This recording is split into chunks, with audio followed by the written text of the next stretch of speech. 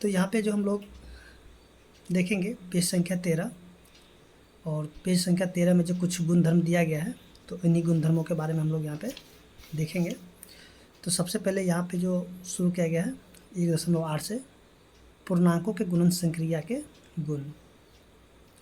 तो यहाँ पे हम लोग अगर देखते हैं 4 को गुना किया गया 2 से तो 8 हो गया, -5 को गुना किया गया -3 से तो प्लस में 15 हो गया, -2 को गुना किया गया 4 से -8 हो गया, 3 को गुना किया -6 से तो -18 हो गया। यानी कि हम लोग क्या देखते हैं कि a को गुना किया गया b से, a क्या है एक पूर्णांक है और b भी क्या है पूर्णांक है। जब इसको गुना किया गया a को b के साथ तो यानी कि हमें तीसरा पूर्णांक प्राप्त होता है। ठीक है, यहाँ पे a को गुना किया गया b से तो तीसरा पूर्णांक प्राप्त होता है। जैसे कि यहाँ पे देखिए 4 यानी कि मान लेते कोई पूर्णांक है, 2 भी कोई पूर्णांक है, जब इन दोनों को गुना किया यानी कि तीसरा पूर्णांक यानी कि 8 प्राप्त हो गया। ठीक है, तो इस प्रकार के गुणधर्मों को हम लोग कहेंगे संबरक गुण कहेंगे। ठीक है, गुणन का संबरक गुण कहेंगे। इसके बाद जो है आगे हम लोग देखते हैं, देखिए यहाँ पे दिया गया गुणन की क्रम विनिमयता। देखिए गुणन का क्रम विनिमयता क्या होगा, जैसे कि देखिए -8 को गुना किया गया 2 से तो -16 हो गया। फिर से एक बार इसी को उल्टा करके गुना किया यानी कि 2 को पहले लिखा गया, -8 को बाद में लिखा गया है। जब इसको गुना किया गया तब पर भी इस पर कुछ भी फर्क नहीं पड़ा, यानी -16 ही इसका उत्तर आया। तो इस प्रकार के जो भी गुणधर्म होगा इसको हम लोग कहते हैं गुणन की क्रम विनिमयता। ठीक है, यानी -8 गुना में 2 और बराबर हो जाएगा 2 गुना में -8, यानी कि एक बार सीधा गुना करेंगे और एक बार इसको उल्टा रख के गुना करेंगे तो इसके मान में कुछ भी फर्क नहीं पड़ेगा। तो इस प्रकार के गुण को कहेंगे गुणन की क्रम विनिमयता।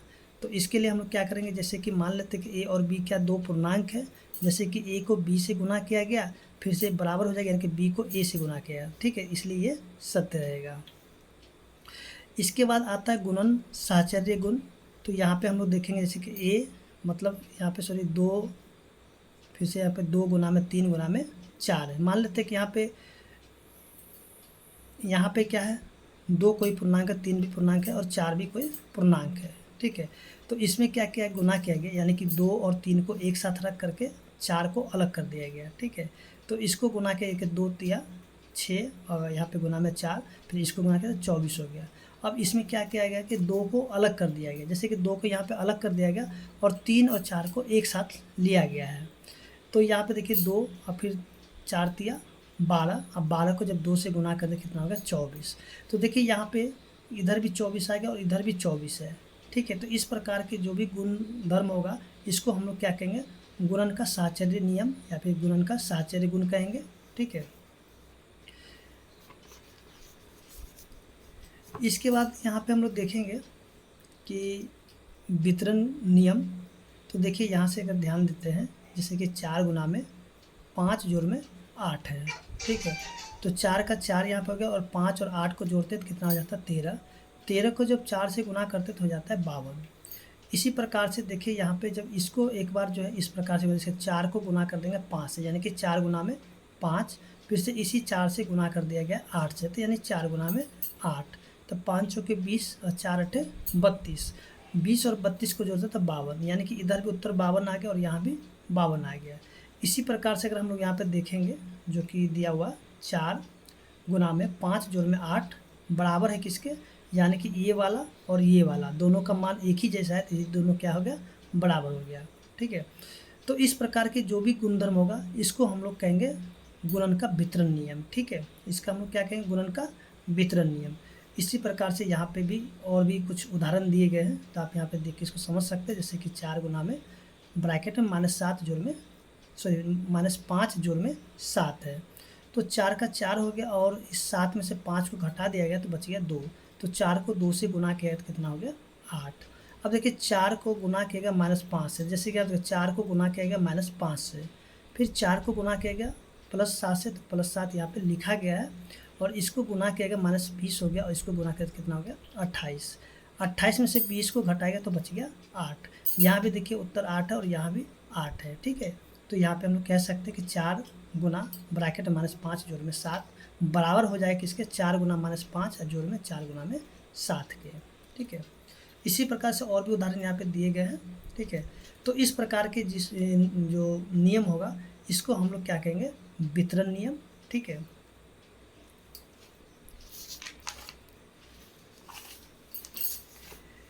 इसके बाद यहाँ पे दिया हुआ है गुणन के लिए तत्समक अवयव।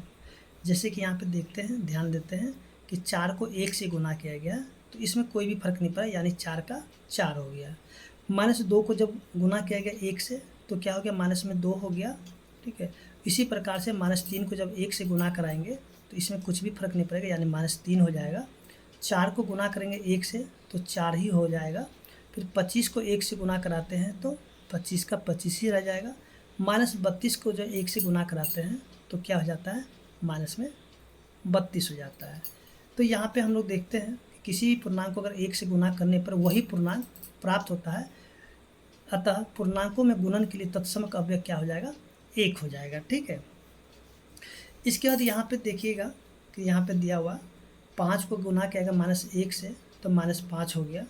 फिर से -1 को गुना किया -5 से तो हो गया +5। -1 को -5 को गुना किया -1 से तो क्या हो जाएगा, +5। फिर से -1 को गुना किया 5 से तो हो गया -5। तो यहाँ पे हम लोग देखते हैं कि यानी कि -1 में -1 से गुना करने पर गुणनफल विपरीत चिन्ह का हो जाता है। यानी कि इसमें क्या, अगर देखिए यहाँ पे अगर -1 से जब गुना किया तो इसका चिन्ह क्या होता है, उल्टा हो जाता है। जैसे देखिए यहाँ पे प्लस में 5 है, ठीक है, क्या है, प्लस में 5 है, और इसको -1 से जब गुना करा देंगे तो इसका चिन्ह बदल जाता है, लेकिन उल्टा आ जाएगा। प्लस होता तो माइनस हो जाता, माइनस होता तो प्लस हो जाता। जैसे कि यहाँ पे देखिए -1 को गुना किया -5 से, ठीक है, तो यहाँ पे चिन्ह बदल के, माइनस का चिन्ह बदल करके प्लस में हो गया। ठीक है, तो इस प्रकार के जो भी गुणधर्म होगा इसको कहा जाता है योगात्मक प्रतिलोम। ठीक है, तो यहाँ पे इसके लिए हम लोग याद रख सकते हैं कि a गुना में -1 तो बराबर क्या हो जाएगा, माइनस में 1 हो जाएगा, और -1 को गुना करेंगे -1 से तो क्या हो जाएगा, प्लस में 1 हो जाएगा। इसके बाद जो है यहाँ पे ध्यान देंगे कि दिया हुआ है 2 को जब गुना किया गया 0 से तो 0 ही होगा। -4 को गुना किया गया 0 से तो 0 होगा। 25 को जब 0 से गुना करते हैं तो भी यहाँ पे 0 हो जाएगा। 37 को गुना कराते हैं 0 से तो ये भी 0 हो जाएगा। 125 को गुना करा देते हैं 0 से तो भी 0 हो जाएगा। 229 को गुना कराते हैं 0 से तो भी 0 हो जाएगा। यानी कि किसी भी संख्या को अगर 0 से गुना कर दिया जाता है तो उसका गुणनफल क्या हो जाता है, शून्य ही प्राप्त होता है। ठीक है, तो यहाँ पे दिया हुआ है किसी पूर्णांक में 0 से गुना करने पर गुणनफल 0 प्राप्त होता है। ठीक है, तो देखिए अब यहाँ पे दिया हुआ है जैसे कि 8 जो बड़ा है किससे, 5 से, यानी कि 8 बड़ा हो जाएगा किससे, 5 से। देखिए अगर 8 में हम लोग किसी से भी गुना करेंगे, जैसे कि 8 को गुना करते हैं 2 से, ठीक है, तो ये हो जाता है 16। फिर 5 को जब 2 से गुना करते हैं 10, तो ये भी क्या हो जाएगा, बड़ा हो जाएगा। ठीक है, यानी कि ये सब याद रखना है, इसमें कोई इतना कोई ज़रूरत का नहीं है। देखिए अब यहाँ पे देखिए 8 जो है क्या हो जाएगा, यहाँ पे बड़ा हो जाएगा किससे, 5 से। तो जैसे कि 8 को जब गुना किया -2 से, ठीक है, अब 8 को देखिए यहाँ पे बड़ा नहीं होगा, लेकिन 8 को जब -2 से गुना किया तो कितना हो जाएगा, -16, और यहाँ पे 5 को जब -2 से गुना तो -10। तो इसमें देखिए दोनों का चिन्ह एक ही जैसा है, तो इसमें जो छोटा होगा वही क्या हो जाएगा, बड़ा हो जाएगा। ठीक है,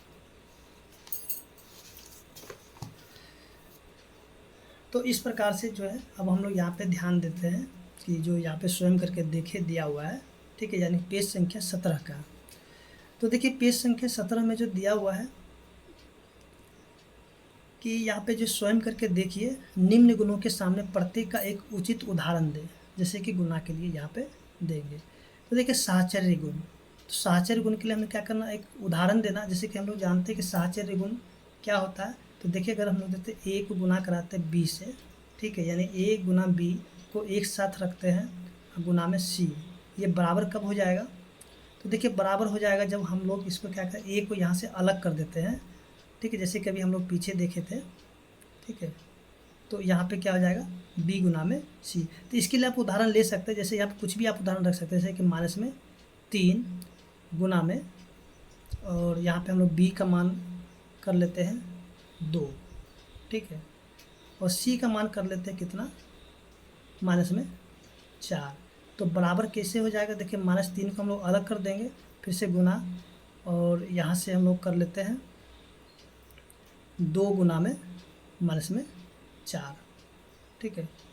तो यहाँ से आप कुछ भी उदाहरण ले सकते हैं इसके लिए, ठीक है, इसके लिए आप कुछ भी उदाहरण ले सकते हैं।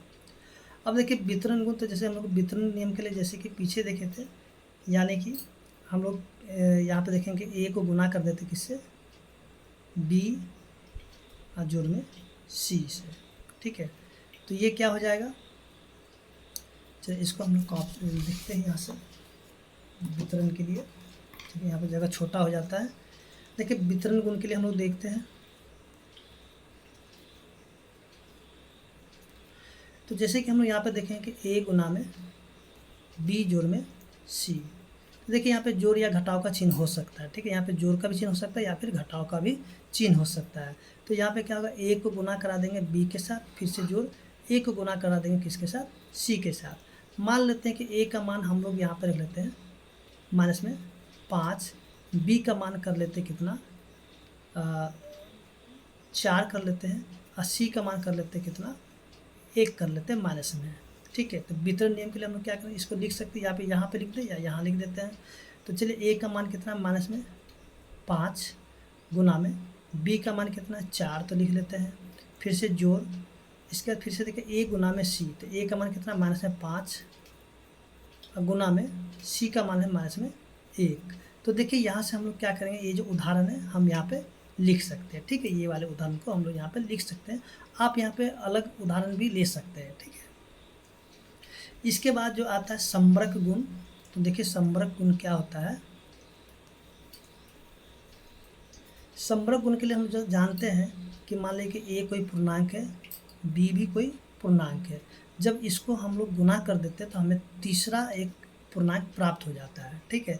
तो इस प्रकार के गुण को हम लोग कहेंगे संबरक गुण कहेंगे। तो यहाँ पे हम लोग ए का मान कुछ भी रख सकते हैं, यानी कि रख लेते हैं -3, बी का मान कर लेते हैं 4। अब इसको जब हम लोग गुना करते हैं, ए हो गया कितना -3, बी हो गया क्या 4, और इसको गुना करेंगे तो यानी कि तीसरी संख्या प्राप्त होगा, यानी कि 4 तिया 12, ठीक है। तो यहाँ पे हो गया -12। तो इस प्रकार से हम लोग यहाँ पे यानी संबरक गुण में लिख सकते हैं। इसके बाद आता है क्रम विनिमेयता। क्रम विनिमेयता, तो देखिए यहाँ पे क्रम विनिमेयता क्या होगा, जैसे कि देखेंगे कि ए कोई पूर्णांक है, अब बी भी कोई पूर्णांक है, इसको जब गुना करेंगे, ठीक है, जब इसी को फिर से एक बार उल्टा करके गुना करते हैं, यानी कि बी को गुना करते हैं ए के साथ, तो इसके मान में कुछ भी फर्क नहीं होगा, दोनों का उत्तर एक ही जैसा होगा। जैसे कि ए का मान हम कर लेते हैं -3, अब बी का मान कर लेते हैं 2, तो ये कितना हो जाता है -6 हो जाता है। इसी प्रकार से इसको उल्टा करके गुना करेंगे, यानी कि 2 को पहले लिखेंगे और 3 को हम लोग लिखेंगे बाद में, ठीक है। तो इसको जब गुना कराएंगे तो ये क्या हो जाएगा -6 हो जाएगा, यानी कि इसमें कुछ भी फर्क नहीं पड़ेगा। तो आपको यहाँ पे इसको यहाँ पे लिख देना है, ये जो है क्रम विनिमेयता, आप यहाँ पे इसको लिख सकते हैं।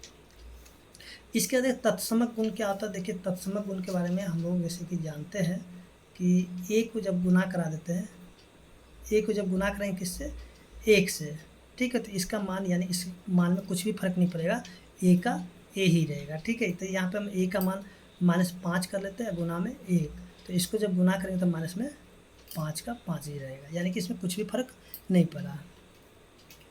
तो इस तरीके से जो पेज संख्या 17 है तो यहाँ पे हल हो चुका है, और उम्मीद करते हैं कि आपको समझ में आ गया होगा। अब हम लोग यहाँ पे देखते हैं जो कि पेज संख्या 18 है। देखिए 18 में यहाँ पे दिया हुआ है, गुना के नियमों द्वारा निम्नलिखित को हल करें, यानी कि यहाँ पे हमें क्या करना है, जो भी गुना के नियम होगा उन्हीं से इसको क्या कर लेना है, हल कर लेना है। तो चलिए हम लोग यहाँ पे देखते हैं कि इसको जो किस किस नियम के द्वारा हल किया जाता है। तो सबसे पहले हम लोग यहाँ पे क्या करते हैं, देखते हैं, जैसे कि ए नंबर प्रश्न है, -50 गुना में 48 और गुना में 2। तो देखिए इसके लिए सबसे पहले हम लोग क्या करते हैं, इनका जो है ना एक जगह कर लेते हैं, यानी कि क्रम विनिमेयता का प्रयोग कर लेते हैं, ठीक है। सॉरी, यहाँ पे जो हम लोग किसका प्रयोग करते हैं, सहचर्य गुण का प्रयोग करेंगे। तो इन दोनों को एक जगह कर लेते हैं, -50 गुना में 2, ठीक है, और गुना में 48। तो देखिए इसको जब हम लोग गुना कराते तो हो जाता है माइनस में 100, अब गुना में 48। 48 को जब 1 से गुना कराएंगे तो 48 हो जाएगा, और यहाँ पे देखिए माइनस है, यहाँ पे प्लस है तो हो जाएगा माइनस। अब ये जो दोनों जीरो है तो इन दोनों जीरो को हम क्या करेंगे, इस पे ला करके लिख देंगे। तो ये बहुत ही आसान तरीके से ये गुना हो जाता है, ठीक है। इसके लिए हमें लंबा गुना करने की कोई ज़रूरत नहीं पड़ेगा, ये आसानी से गुना हो जाता है। इसी प्रकार से अगर हम लोग देखते हैं प्रश्न संख्या बी को, तो देखिए बी भी हम लोग किस प्रकार से यानी कितने आसानी से हल कर लेते हैं। जैसे कि 850 है गुना में 48 है, तो इसको भी गुना करना है, यानी कि गुना के नियम से ही करना है। तो देखिए 850 गुना में इसको लिखेंगे 50 घटाव में 2, तो ये हो जाता है गुणन के वितरण नियम, ठीक है। इसको हम लोग क्या कहेंगे, गुणन का वितरण नियम।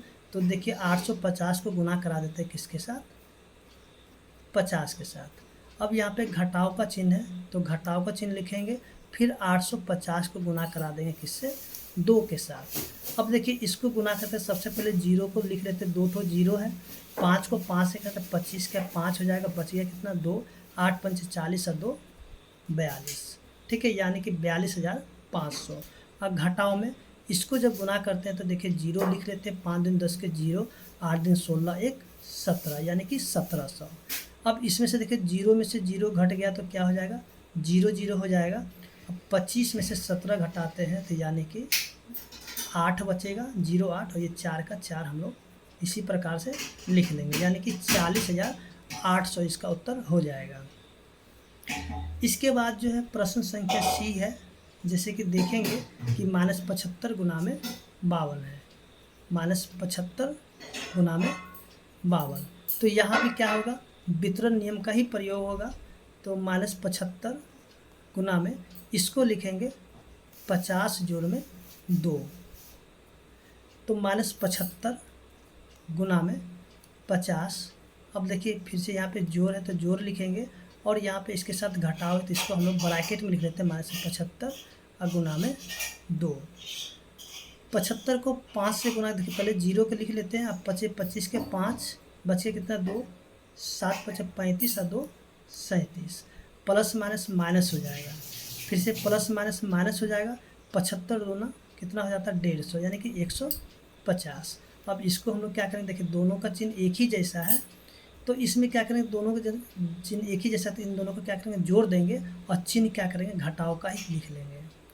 तो इसको जब हम लोग जोड़ते तो क्या हो जाता 3900, ठीक है, 3750, और में जब हम 150 जोड़ते क्या हो जाता 3900।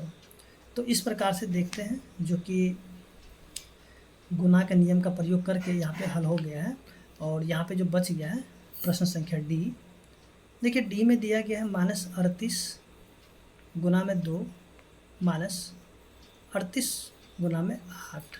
तो इसमें हम लोग देखेंगे कि इसमें भी जो है ना वितरण नियम का ही प्रयोग हुआ है, यानी -38 यानी कि एक ही जैसा है। तो इनमें से हम क्या करें, -38 को एक कॉमन निकाल देते हैं, तो बच क्या जाता है यहाँ से गुना, और ये वाला 2, ठीक है, यहाँ पे माइनस तो चला गया बाहर तो यहाँ बच गया प्लस, और ये 8, फिर से माइनस में 38 गुना में 8 और 2 10। जब इसको हम लोग गुना कराते हैं तो क्या हो जाता है माइनस में 380, ठीक है। तो इस तरीके से जो है प्रश्न संख्या पेज संख्या जो कि 18 है, 18 का सॉल्व करके देखें हल हो चुका, और उम्मीद करते हैं कि आपको समझ में आ गया होगा।